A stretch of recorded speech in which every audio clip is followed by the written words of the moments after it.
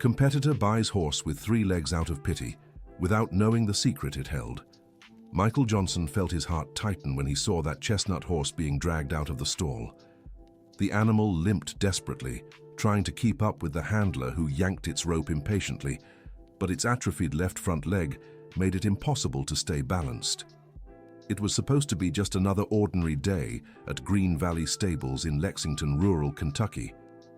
Michael had gone to pick up equipment for the following week's competition when he overheard a conversation between 2 men near the barn. The 3-legged horse was to be put down that very afternoon. No pedigree, no commercial value, no future. "Dad, I need to talk to you right away." Michael called David Johnson, his father and trainer, his voice shaking. "What happened, son? Is everything okay?" "There's a horse here that they're going to put down. It only has 3 working legs, but look." Michael stared at the animal, which watched him with large, expressive eyes. "There's something different about it." David sighed on the other end of the line. He knew his son's soft spot for animals in distress. "Michael, we can't afford to take in another horse, especially one with a disability. You know that. How much do they want for it?" "Son, how much?" The silence stretched for a few seconds before David replied, "Ask them, but I'm not promising anything." Michael rushed to the stable office. The owner, Mr. Thompson, a sun-weathered man in his 60s, was sorting papers on an old wooden desk. "The chestnut horse in stall 15, how much do you want for it?" Thompson looked up, surprised. "That crippled one?" "Kid, that horse isn't even fit for breeding. The atrophied leg is congenital. No one in their right mind would buy it." "But how much?" "Well, I was looking to get rid of it anyway. I'll take $500 just to avoid paying the vet to, well, you know." Michael's throat tightened. $500 was exactly what he'd saved for new equipment.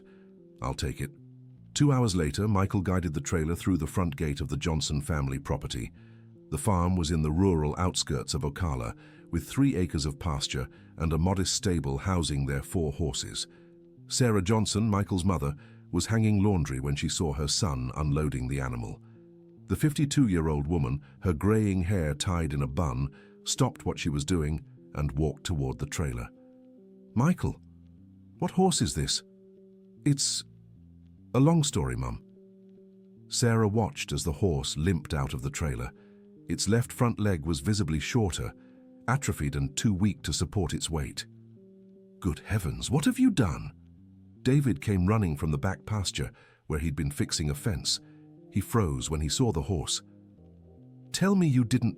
"Dad, they were putting him down today. I couldn't just leave him." "Michael, we talked about this. $500 was your new equipment money." "I know, but..." "No buts." David was clearly frustrated. "You're 17 and need to start thinking with your head, not your heart." The horse, startled by the shouting, tried to back away but lost its balance and nearly fell. Michael rushed to steady its head, murmuring soothing words. "It's okay, boy. No one's gonna hurt you here." Sarah's heart ached at the sight. Though annoyed by her son's impulsiveness, she couldn't ignore the animal's suffering. "David, what's done is done. Now we need to figure out what to do with him." "What to do?" "Sarah, we can barely afford the horses we already have. And now another one, and a disabled one at that." Dear listener, if you're enjoying the story, don't forget to like and especially subscribe to the channel. It helps us a lot as we're just starting out. Now back to the story. Michael took the horse to an empty stall, improvising a bed of fresh hay. The animal looked tired, but its large, dark eyes shone with an intelligence that was impossible to ignore. "What should we call him?" asked Sarah, who had followed her son to the stall. "I was thinking Hope." David rolled his eyes. "Hope? Michael, this isn't a movie. It's real life. And in real life, horses with 3 legs don't ride, don't compete, don't work. They're just an expense." Maybe he doesn't need to do any of that. Maybe he just needs to exist. His son's reply caught David off guard. There was a maturity in those words he hadn't expected to hear. That night, during dinner, the Johnson family discussed Hope's future. Grandma Margaret, Michael's grandmother, and the family matriarch listened quietly before giving her opinion. "You know, when I was Sarah's age, my father brought home a dog that had been hit by a car. Everyone said it was foolish, that the animal would suffer and just be a burden. The 74-year-old woman looked at each family member. That dog lived with us for 15 years. 15 years of giving us love and joy. And you know what? He never walked properly again, but that didn't stop him from being the best friend our family ever had. Grandma, but a horse isn't the same as a dog, David argued. You're right. It's bigger, eats more, and is more work. Margaret smiled. But it can also teach bigger lessons. Michael woke up early the next day, eager to see how Hope had spent his first night. When he reached the stable, he found the horse standing in the stall, watching the other animals in the pasture through the window. Good morning, boy. How are you feeling? Hope turned his head toward Michael, letting out a soft whinny. It was different from the other horses, softer, almost melancholic. Michael opened the stall and approached slowly. The horse showed no fear, allowing the young man to touch his neck and stroke his mane. You're special, aren't you? I can feel it. Then Michael noticed something strange on the animal's coat. A small, almost imperceptible mark on his neck. It looked like an old scar shaped like a letter. What's this here? Michael examined the mark more closely. It was definitely a scar, but very well done, almost artistic, as if it had been made on purpose. Sarah appeared at the stall door with a bucket of feed. How is he? Mom, come look at this. There's a weird mark on his neck. Sarah stepped closer and studied the scar Michael pointed out. That looks like a brand. Some breeders mark their horses when they're young. But why would it be so small and hidden? I don't know, son. Maybe his previous owner can explain. Michael decided he'd return to Green Valley Stables that afternoon to talk to Mr. Thompson about Hope's story. The sun was setting when Michael arrived at the stables. Thompson was closing up for the night. Son, how's the horse doing? Fine, sir, but I wanted to know where he came from. What's his story? Thompson stopped what he was doing and looked at Michael with a strange expression. Why do you want to know that? Curiosity. I found a mark on his neck and... A mark? What kind of mark? Michael described the letter-shaped scar. Thompson looked visibly uneasy. Listen, boy, I bought that horse from a man passing through the area. I don't know anything about his past. Do you remember the man's name? No, and honestly, if I were you, I wouldn't ask too many questions about that horse. Sometimes it's best to leave the past behind. Mr. Thompson's evasive answer only made Michael more curious. There was something about Hope the man didn't want to reveal. On his way home, Michael stopped at the veterinary center in Lexington to speak with Dr. Jennifer, an experienced vet who had been treating horses in the area for over 20 years. Dr. Jennifer, have you ever seen a horse with a condition like Hope's? A stunted leg from birth? It's rare, but it happens. Usually breeders, well, they don't let these animals grow up. And this mark on his neck? Have you seen anything like it? Jennifer examined the photos Michael had taken of the scar. Interesting. This isn't a standard ownership brand. It looks more like... She hesitated. Like a special identification mark. Some purebred horse breeders do this with animals from very valuable bloodlines. Valuable bloodline? But Hope... I know he has a disability, Michael, but sometimes genetics hold surprises. It might be worth doing a DNA test on him. How much would that cost? For you, I'll do it for $300, but it'll take a few weeks to get the results. Michael drove home with his mind buzzing with questions. Could Hope have a valuable lineage? How had a purebred horse ended up in the hands of a stranger who sold him to Mr. Thompson? That evening at dinner, Michael told his family about the conversations he'd had. Son, $300 for a DNA test? Sarah shook her head. We don't have that kind of money to spare. But Mom, what if Hope really is special? What if he's worth way more than we think? David, who had been quiet until then, finally spoke. Michael, even if that horse has the best bloodline in the world, it doesn't change the fact that he has 3 legs. A disabled horse can't compete, can't breed properly, and has no commercial value. Maybe he doesn't need commercial value, Dad. Maybe he has another kind of worth. Grandma Margaret, who had been listening from her rocking chair on the porch, chimed in. David, remember that mare we had when you were young, Star? I remember. Why? She was blind in one eye and everyone said she was useless. But she's the one who saved you from that snake in the pasture. The other horses ran, but she stayed and protected you. Grandma, that was over 20 years ago. So? Time doesn't change the fact that sometimes the animals who seem least valuable are the ones who have the most to teach us. The next morning, Michael went to tend to Hope as usual. But when he reached the stable, he found the horse restless, pacing back and forth in the stall, clearly agitated. What's wrong, boy? What's going on? That's when Michael noticed an unfamiliar car parked by the front gate, a black sedan with tinted windows. Sarah came running from the house, visibly worried. Michael, there's a man here asking about the horse you bought. A chill ran through Michael's stomach. He followed his mother to the living room, where a well-dressed man in his 40s stood wearing a suit despite the heat. You must be Michael. My name is Richard Blackwood. I heard you bought a horse from Green Valley Stables. Yes, sir. Is there a problem? No problem. Actually, I'm here to make an offer. I'm willing to pay $5,000 for the horse. Michael nearly choked. $5,000 was 10 times what he'd paid for Hope. Why? You haven't even seen him yet. I don't need to. I know exactly which horse you bought, and I'm being generous with this offer. Sarah exchanged a worried glance with her son. There was something about the man's demeanor that didn't inspire trust. Mr. Richard, may I ask how you knew my son had bought this horse? Let's just say I have connections in the area, and that this horse holds sentimental value for me. Sentimental value? Michael was getting more and more confused. Do you know his story? Dear listener, if you're enjoying the story, don't forget to like and especially subscribe to the channel.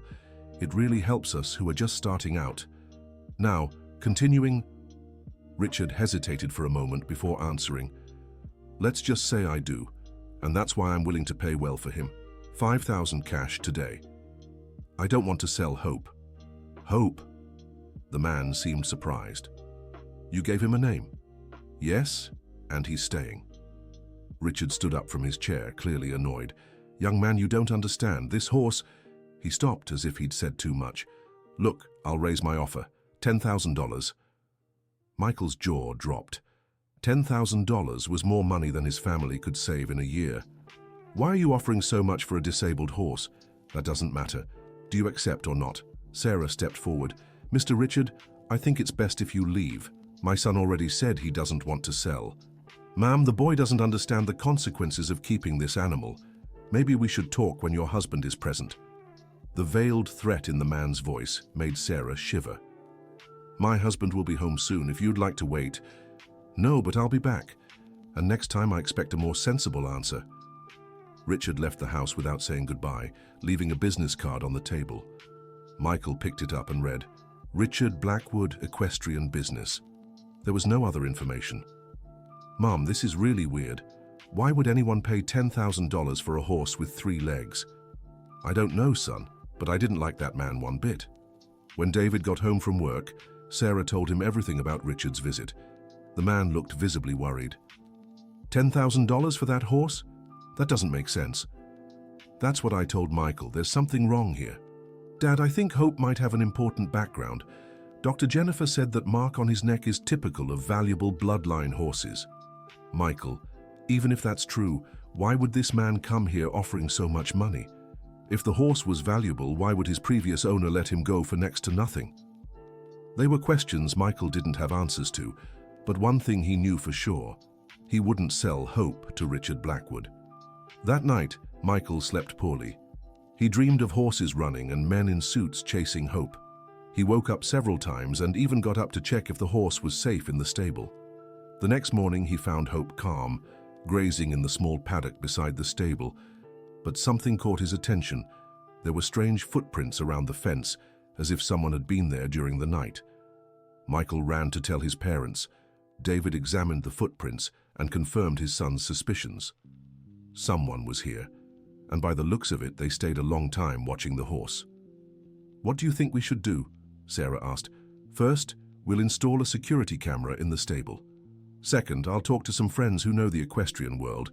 Maybe someone knows who this Richard Blackwood is. David spent the day making calls and visiting contacts in the area. When he came home in the late afternoon, he had disturbing news. I found out a few things about Richard Blackwood. Michael and Sarah leaned in, anxious. He does work with horses, but not exactly legally. What do you mean? Sarah asked. He's known for solving problems for breeders who need to get rid of inconvenient animals. Horses with paperwork issues. Animals that disappeared and reappeared, complicated situations. And what does that have to do with Hope? I don't know yet. But one thing is certain. If Richard Blackwood is interested in our horse, it's because there's something about him we don't know. Michael felt a knot in his stomach. With each revelation, Hope became more mysterious and the situation more complicated. Dad, what if we take Hope somewhere else? To a friend's ranch? Son, running away isn't the solution. If there's something important about this horse, we need to find out what it is. Grandma Margaret, who had been listening to the whole conversation from the kitchen, brought tea for the family. You know what I think? I think this horse came into our lives for a reason. And it wasn't a coincidence that Michael had a soft heart just on the day the animal was going to be put down. Grandma, do you believe in fate? I believe in coincidences that make a lot of sense once we understand the whole story. That night, Michael decided to do something he'd been thinking about for days. He spent the entire night in the stable, keeping Hope company. The horse seemed grateful for the human presence. He lay down near the corner of the stall where Michael had improvised a chair, and the two spent hours in silence just watching each other. It was around 3 in the morning when Michael noticed something extraordinary. Hope didn't seem like just an ordinary horse. His movements, despite his injury, had a natural elegance, and his eyes. There was an intelligence there that Michael had never seen in other animals. "Who are you really, boy?" Michael whispered. "Where did you come from?" As if understanding the question, Hope stood up and walked to the stall window, staring intently at the road leading to the property. It was as if he was waiting for something, or someone. Michael followed the horse's gaze and saw in the distance the headlights of a car slowly approaching. The vehicle stopped in front of the gate but didn't enter. It stayed there for about 10 minutes before moving on. "They're watching you, aren't they?" Michael stroked Hope's neck. "But don't worry. We'll find out the truth." The next morning, Michael told his parents about the mysterious car. David decided it was time to take more drastic action. "I'm taking Hope for the DNA test today, no matter the cost. We need to know who he is." "But Dad, $300. Michael, if there are people willing to pay $10,000 for this horse, then he's worth a lot more than $300. And if he's worth that much, then it's worth investing to find out why." The family headed to the veterinary center in Lexington, taking Hope in the trailer. Dr. Jennifer was surprised to see them. "I thought you didn't have the money for the test." "Circumstances have changed," David explained, telling her about Richard Blackwood's visit. Jennifer listened with growing concern. "Are you sure you want to go through with this? If dangerous people are interested in this horse, maybe it's better." "Doctor, Hope is part of our family now. We won't abandon him because of threats." "All right, but I'll ask a colleague of mine who works with equine genetics in Kentucky to take a look at the sample. If this horse really has a special lineage, he'll be able to identify it." Jennifer collected the necessary material for the test, but before finishing, she made an interesting discovery. "Wait a minute, there's something else here." The vet had found a second mark on the inside of Hope's left ear. It was tiny and nearly invisible, but definitely intentional. "This is a registration number, but I don't recognize the format. I'll photograph it and send it along with the genetic material." On the way back home, the Johnson family was silent, each lost in their own thoughts. Hope had become much more than a pet. He was a mystery that could change their lives. When they arrived at the property, they found Richard Blackwood waiting at the gate, this time accompanied by another man. "Mr. Johnson, I presume. I need to talk to you about the horse." David stopped the trailer and stepped out of the cab, positioning himself between Richard and his family. "We already told you we're not selling." "Mr. Johnson, you don't understand the seriousness of the situation. That horse can't stay with you." "Why not?" Richard glanced at his companion, who nodded in agreement. Because it was stolen 3 years ago, and the people who took it won't hesitate to do anything to get it back. Michael felt the world spin. Hope was a stolen horse. "You're lying," said Sarah. "If it was stolen, why not go to the police?" "Ma'am, not every situation can be resolved by the police. There are bigger interests at play." David sensed the conversation was slipping out of control. "Mr. Blackwood, if you have proof this horse was stolen, present it. Otherwise, get off my property." "Mr. Johnson, I'm trying to protect your family, but if you insist on keeping the horse, I can't guarantee your safety." The explicit threat made David lose his patience. "Are you threatening me in my own home?" "I'm warning you. There's a difference." Richard and his companion headed back to their car, but before leaving, the second man made a chilling remark. "I hope you don't regret this decision." After the men left, the Johnson family gathered in the kitchen to decide what to do. "Maybe we should just give them the horse," suggested Sarah, worried about the family's safety. "Mom, they could be lying. And even if they're not, we bought Hope legally. We have the receipt." "Michael's right," said David. "Besides, if they really wanted to recover a stolen horse, they'd go to the police. The fact that they came here with threats makes me think something's off about their story." Grandma Margaret, who had stayed quiet until then, finally spoke. "You know what bothers me about all this? If that horse was really stolen, how did it end up with Mr. Thompson? And why was he in such a hurry to get rid of it?"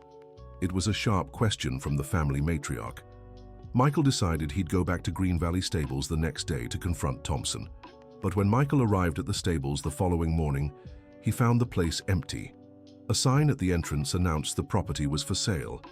A neighbor passing by mentioned that Thompson had left in the middle of the night, taking only a few personal belongings. "It was strange," the man said.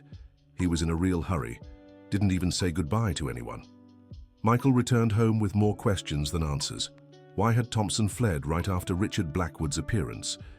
During lunch, the family discussed the new information. "This just confirms something's off about Thompson's story," David concluded. "No one abandons a property overnight without a very strong reason." "Do you think he was afraid of Richard?" asked Sarah. "Or someone even more powerful than Richard," Michael replied. That afternoon, Michael got an unexpected call from Dr. Jennifer. "Michael, I have news about Hope, and it's surprising." "What did you find?" "You all need to come here. Bring the whole family. You'll want to sit down for this." The Johnson family rushed to the veterinary center. Jennifer greeted them with a mix of concern and excitement. "The DNA results came in this morning, and the registration number on Hope's ear has been identified." "So? Hope isn't his real name. His registered name is Black Diamond, and he's the offspring of Golden Storm, one of the most famous champion mares in the United States a decade ago." Michael's legs nearly gave out beneath him. Was Hope the son of a champion? "But doctor, how could a horse with this lineage have a birth defect?" "That's the issue, Michael. According to records, Black Diamond wasn't born with a defect. He was a perfectly healthy foal." "What do you mean?" "The atrophied leg isn't congenital. It's the result of a severe injury in childhood that was either poorly treated or deliberately sabotaged." Sarah covered her mouth in horror. "Someone did this on purpose. It's the only explanation for the type of atrophy he has. And there's more. Black Diamond disappeared from the stables where he was born when he was just 6 months old." "Disappeared how? Was he stolen?" "Officially, he died in an accident, but they never found the body, and now we know why."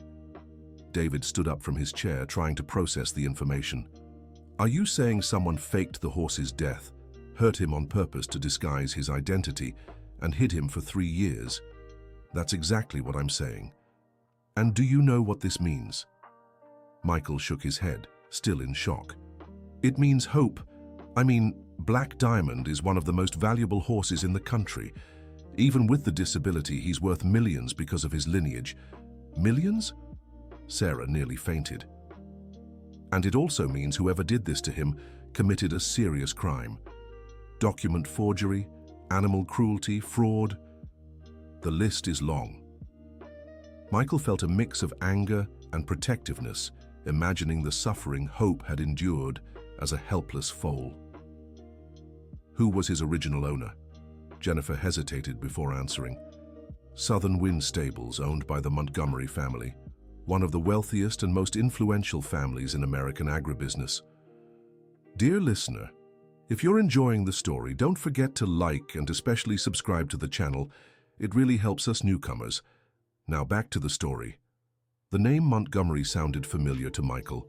Where had he heard it before? Doctor, do the Montgomerys know Black Diamond is alive? I don't know, but I imagine if they did, they would have come for him already. Unless... Michael had a sudden realization. Unless they were the ones who did this to him. His words left everyone silent. It was a terrible possibility, but it made sense. Why would a wealthy family do this to their own horse? Sarah asked. Insurance, David replied. If the horse died in an accident, they'd collect the payout, and if he survived in hiding, they could reclaim him later and have both the horse and the money. That's monstrous, Sarah murmured. And if it's true, it explains why Richard Blackwood showed up here, Michael continued. He must work for the Montgomerys. Jennifer shook her head, worried. Guys, you're talking about a very powerful family. If this really happened, you're in danger. We can't just hand Hope over to them after everything we've learned, Michael said. It'd be like returning a victim to their abusers. But we also can't keep a horse that isn't ours, Sarah reasoned. He's not ours, but he's no longer theirs either.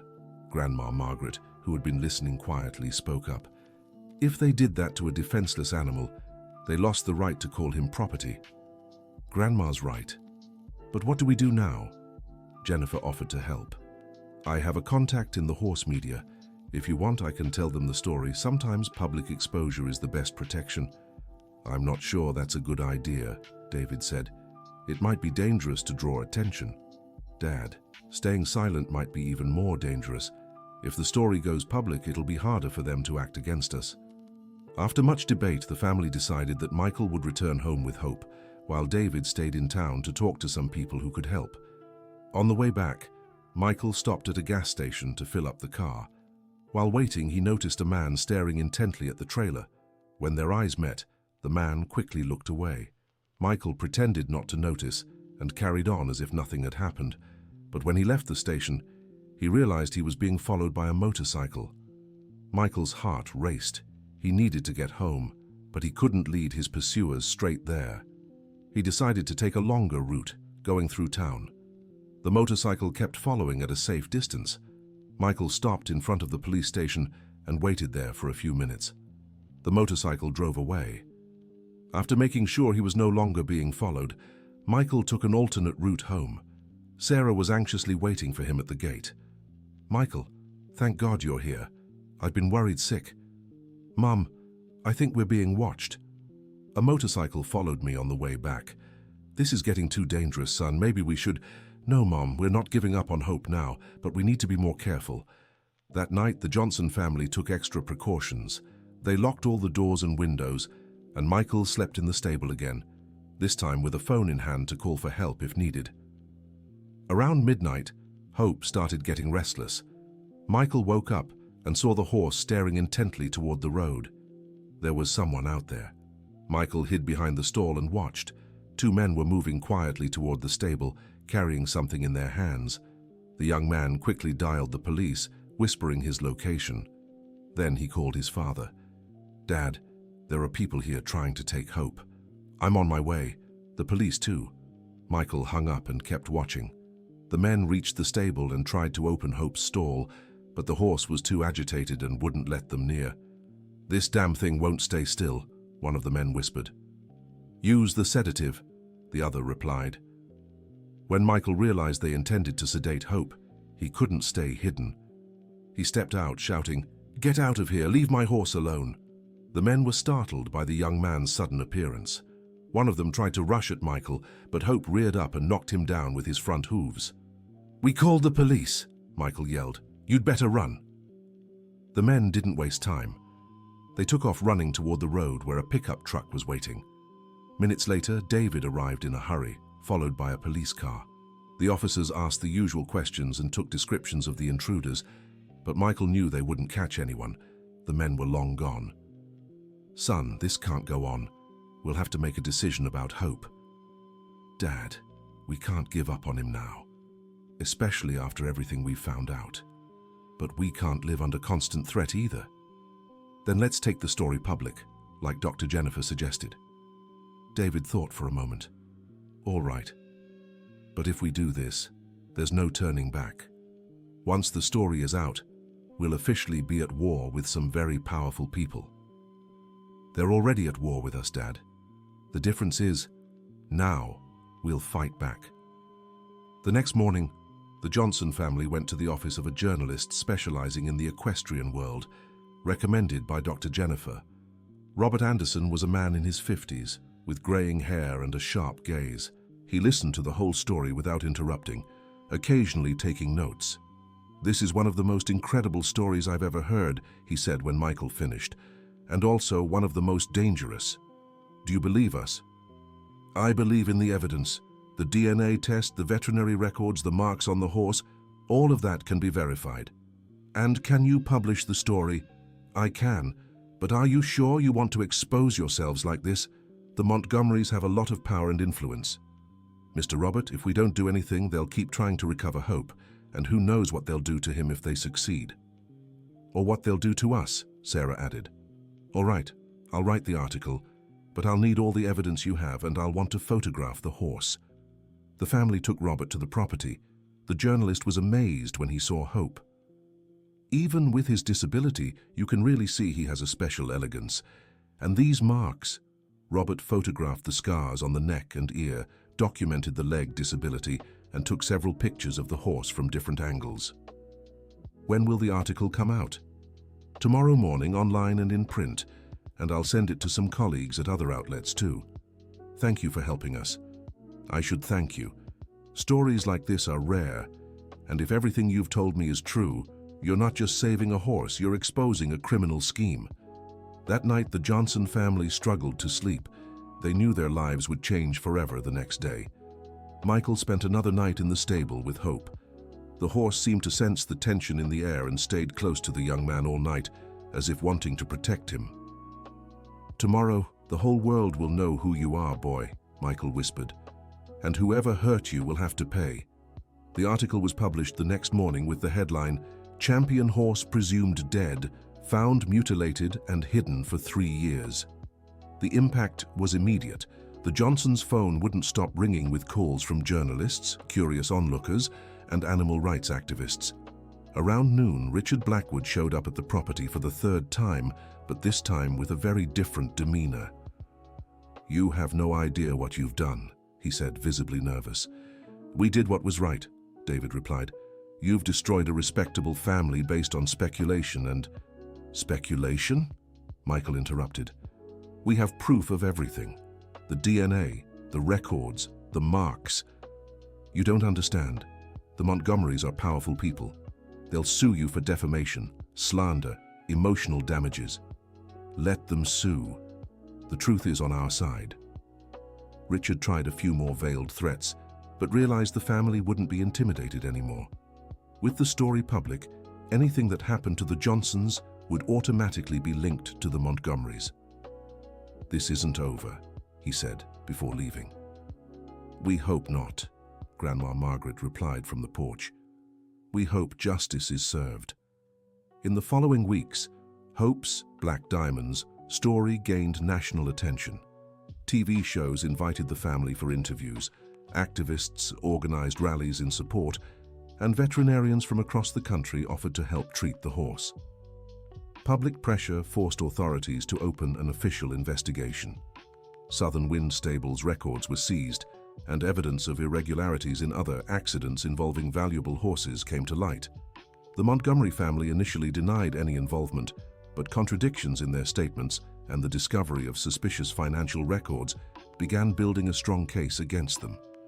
The most emotional moment came when police arrested the veterinarian who had falsified Black Diamond's death certificate. Under pressure, he confessed to the entire operation. According to his testimony, the Montgomery family was facing financial difficulties and decided to stage accidents with their most valuable horses to collect insurance money. Black Diamond was chosen because, being very young, it would be easy to hide his identity. The plan was to keep him hidden for a few years and then reintroduce him with a fake identity. The injury to his hoof was caused intentionally to make identification harder. When the case went to trial, the Johnson family was called to testify. Michael became emotional as he recounted how he had saved Hope and how he discovered her true identity. "He was never just a horse to me," Michael said in court. "From the very first moment I knew there was something special about him. And it wasn't just his noble lineage, it was the way he looked at me, as if he was begging me not to give up on him." The trial lasted weeks, but in the end justice was served. The Montgomery family was convicted of animal cruelty, insurance fraud, and document forgery. Richard Blackwood and others involved also received their sentences. But the question on everyone's mind was, what would happen to Black Diamond Hope? Legally, the horse should have returned to Southern Wind Stables, since his death had been nullified. But the stables had been sold to pay the fines and compensations from the lawsuit. That's when something no one expected happened. Several breeders and business people in the equestrian world came together to make an offer to the Johnson family. They would create a fund to officially purchase Hope, but he would continue living with the family that saved him. "You saved this animal and cared for him when no one else wanted to," said one of the campaign organizers. "It's only fair that he stays with you." Michael couldn't hold back his tears when he heard the news. Hope would officially be theirs. But the story didn't end there. With the case's publicity, the Johnson family received offers to turn their property into a sanctuary for rescued horses. "What do you think?" Michael asked his parents. "We could help other horses like we helped Hope." Sarah and David exchanged a glance. It was a big responsibility, but also a chance to make a difference. "If that's what you want, son, we support you." In the following months, the Johnsons' property was adapted to take in more animals. Volunteer veterinarians offered their services, and donations came from all over the country. Hope became the sanctuary's symbol. His story inspired visitors and proved that all animals, regardless of their limitations, deserve love and care. Michael, now 18, decided to study veterinary medicine to better care for the rescued animals. His experience with Hope had completely changed his life. A year after the rescue, the sanctuary was already home to 15 horses in vulnerable situations. Hope had become the leader of the group, protecting the other animals and helping newcomers adjust. His hoof disability never stopped him from earning the other horses' respect. On the contrary, his resilience set an example for everyone. On a sunny afternoon, as he watched Hope running in the pasture with the other horses, Michael reflected on everything that had happened. "You know, boy," he said, stroking the animal's neck, "I thought I was saving you that day. But really, you were the one who saved me." Hope whinnied softly, as if in agreement. "And you saved our whole family. You taught us that sometimes the most valuable things in life are the ones others consider worthless." Sarah walked over, carrying carrots for the horses. "Talking to your best friend?" "Always, Mom. And you know what? I wouldn't change a thing that happened. Not the fear, not the threats, not the sleepless nights." "Why?" "Because all of it brought hope into our lives, and it showed us what we're capable of when we fight for what's right." Sarah smiled, watching her son, who had grown into a brave and determined young man. "Your father is right when he says you have too soft a heart. But you know what? The world needs more people with hearts as soft as yours, and more horses like Hope." "Absolutely." That evening during dinner, the Johnson family celebrated the first anniversary of Hope's rescue. Grandma Margaret, now 75, made a special toast. "A year ago, my grandson brought home a horse everyone thought was useless. Today, that horse is the symbol of one of the most respected sanctuaries in the country." "Grandma, let me finish, Michael. What I mean is that sometimes life throws challenges at us that seem impossible, but when we face those challenges with courage and love, we discover we're capable of extraordinary things. And that there's always a purpose in the things that happen to us," added David. "Exactly. Hope didn't come into our lives by chance. He came to teach us, to change us, to show us it's worth fighting for the most vulnerable." Michael looked out the kitchen window, where he could see Hope grazing under the moonlight. The horse seemed at peace, finally safe and loved. And to remind us that true victory isn't about being perfect, Michael continued, but about moving forward despite our limitations. That's right, son, and never giving up on those we love. End of story. Now tell us what you thought of this story of perseverance and courage. Do you believe Michael made the right decision in saving Hope? Share your thoughts in the comments, and don't forget to subscribe to the channel so you won't miss other heartwarming stories that touch the soul.